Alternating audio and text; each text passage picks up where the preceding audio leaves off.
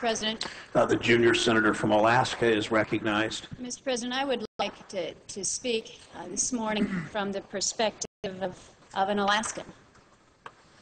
Sometimes it's not appropriate to mention the ages, or certainly for a woman to acknowledge her age, but when Senator Stevens first came to this body, I was 11 years old. Senator Stevens, Ted Stevens, has been Alaska in this Senate for 4 decades now. So many of us, when we come to this body, we earn our place in history, if you will, during the course of the service here in the Senate. But by the time Ted came to the Senate back in 1968, he had already earned his place in Alaskan history. He'd been working for more than a decade at that point in time. You heard a little bit of the background, but the Department of Interior attorney in the late 1950s, Ted was Eisenhower's point man. He was the administration's point man on Alaska statehood. Well, this year, our state is celebrating its 50th anniversary of statehood, and if it had not been but for the persistence of Ted Stevens at that time, our statehood anniversary date may be celebrated years off in the future here. It was that persistence that Ted brought to the United States Senate.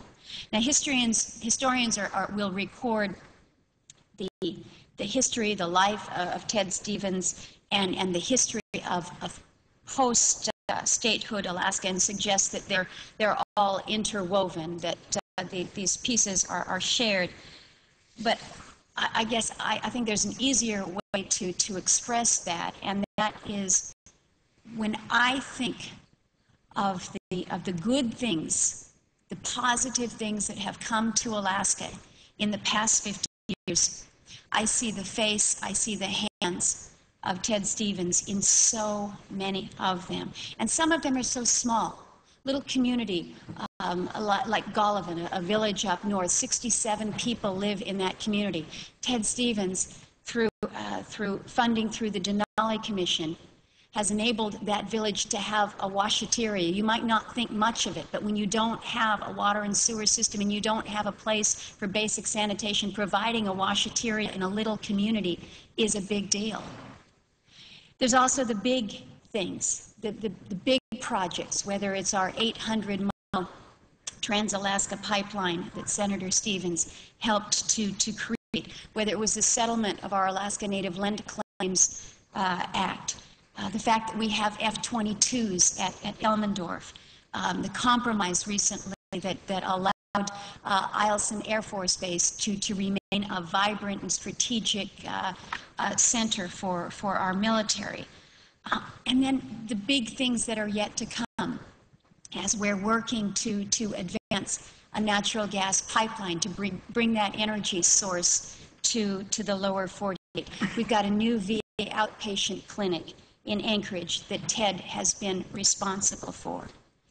You know, when Alaskans think about the difficult debates, the issues that Congress has dealt with over the years as they relate to Alaska, and primarily these are debates where the nation has sought to tell Alaskans what we should be doing to manage our lands, to develop our economies, to live our lives. Every time there has been an argument, a debate, a victory, it's been the forceful voice of Ted Stevens defending the right of Alaskans that prevails. And we all know when he would come to the floor wearing his incredible Hulk tie, we knew he was here fighting the battles for Alaska that day, and look out. And whether it was our timber issues or the battle over Anwar or our fisheries, he was there working, fighting, compromising, negotiating these battles for the state of Alaska. There's a lot of things that we know about Ted and his passions as he has demonstrated them here on the floor. But there's some other things that you might not know about Senator Stevens and what drives him. His care, his passion and support for world-class fishing out on the Kenai River, his support for public broadcasting, which earned him 2 national awards, his really undying commitment for the Olympic movement and amateur athletics. Somebody mentioned that we could enumerate the accomplishments here of Ted Stevens, and Mr. Majority Leader, I might suggest that in order to do that, it would take as long as it took you as you read your book about Searchlight on the floor when I was sitting in the presiding officer's chair. We don't have time to do that here this morning, and that's not my purpose today. I'd like to refer to Ted's accomplishments in just 2 small areas to illustrate a point that I want to make about Ted's character and his personal commitment to public service. And these are in the areas of what he has done to improve the lives of Alaska's Native people and also his legacy to America's fisheries. It's often said that a society is judged by the way that it treats its most vulnerable members, and it's appropriate that we judge the character of our elected leaders in a similar way. And in Alaska, the most vulnerable among us are our Alaska Native people, the 120,000 or so Aleuts, Eskimos, the Indians who are descendants of Alaska's first inhabitants. And we recognize that our statistics with our Alaska Natives are not something of which we are proud. Have half the income of other Alaskans. We have high rates of domestic violence, suicide, child abuse, violent deaths. The prison rate that we're seeing of our Alaska Native people in our populations is not acceptable. And for decades, Alaska's most vulnerable people have had no better friend than Ted Stevens. If you go to Ted's website, it lists his legislative accomplishments. 8 of the 13 are directed to improving the conditions of Alaska's First Peoples. And they're really, so many of them are so basic. You've all heard the stories. Ted has stood on the floor and talked about the economic conditions that we face, the fact that we don't have road systems, the fact that we've got to fly to most of the villages or go by boat. But our reality is that in so many of our communities, in so many of our villages, still we don't have basic water and sanitation for those who live there. Before Ted Stevens came to this Senate, so many of these villages had no running water, no flush toilets, no plumbing, no place to wash clothes, no place to take a shower. The basic needs when it comes to sanitation and health. And in so many instances, our Native people have lived, and some still live, in what can be called third world conditions.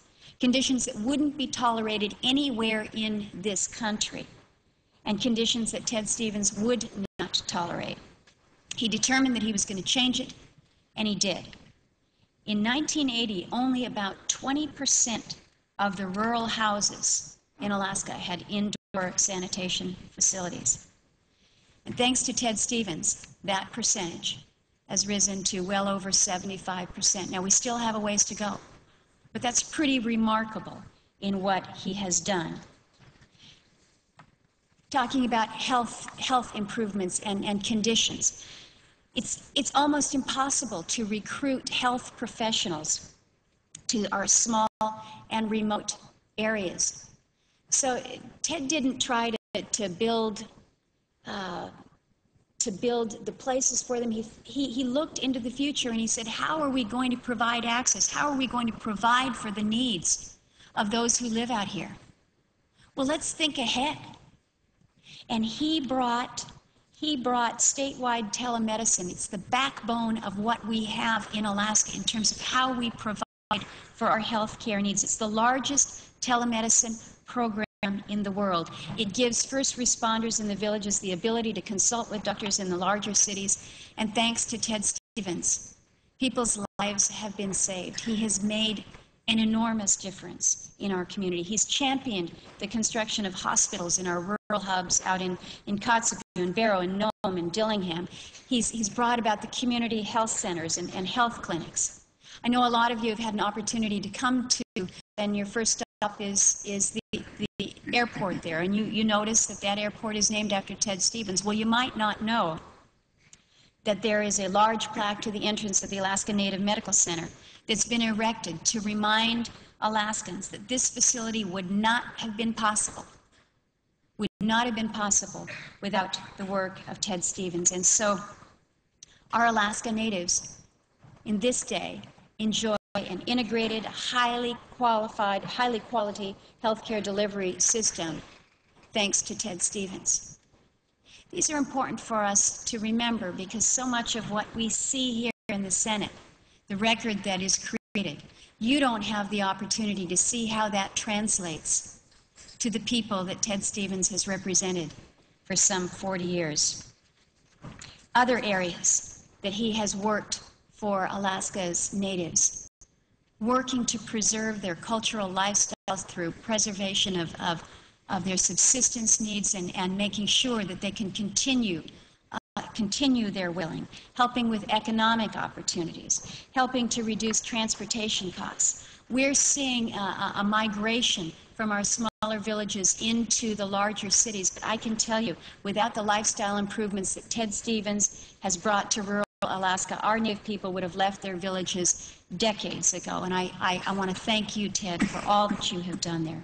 Now, I mentioned the fisheries resource, and Senator Stevens himself has mentioned that in his comments, but it was nearly 40 years ago that Ted joined with Warren Magnuson and developed a new management regime for our fisheries, and this was at a time that our fisheries here in the United States and including Alaska were heavily overfished by our foreign fleets. But the Magnuson-Stevens Act helped put America back in the fishing industry. This legislation also created the Regional Fishery Management Council. It's largely responsible for the development of Alaska's sustainable fisheries, and we're very proud of the fact that to this day we supply about half of the seafood that's caught in this country.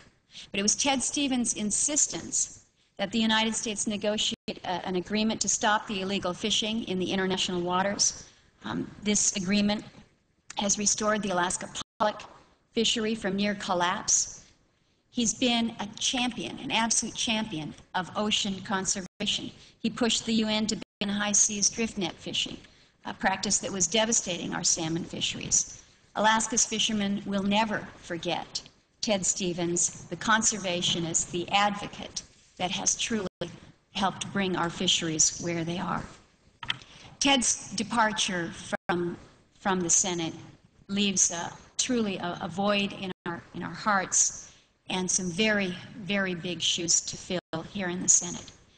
There's a lot of us in Alaska that are wondering if anyone can fill these shoes, and we agonize over whether the federal government's interest in Alaska is going to dwindle without Ted here to fight for us. But I'm optimistic, Ted, that that's not going to be the case. You have said many, many times in speeches that you've given here on the floor and back at home, you've voiced the words of General Billy Mitchell back in 1935 when he said, "I believe that in the future, whoever holds Alaska will hold the world. I think it's the most strategic place in the world." And those words of Billy Mitchell, I think you and I would agree, hold true today. Alaska continues to provide this top cover of the defense for the North American continent. Our troops tell us that our communities in Alaska support the military like nowhere else in the country. The heartfelt appreciation is genuine.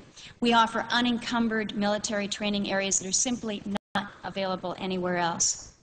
Our resources, our natural gas, our mineral resources, they will support and continue to support America's national security for generations to come. And it's through the investments in the development of our state and our people, Ted Stevens has helped to prepare Alaska to meet its future challenges. We're a strong and a confident and skilled people, but we are empowered. We're empowered by all that Ted's work has brought to us over 40 years of service in the Senate. And while Ted may leave this body, we'll continue to seek your advice, your counsel, and your wisdom for as long as you are willing to offer it. Ted, you have earned a very special place in the golden heart of Alaskans, and you hold a very special place in my heart. Thank you for your service for Alaska. I yield the floor.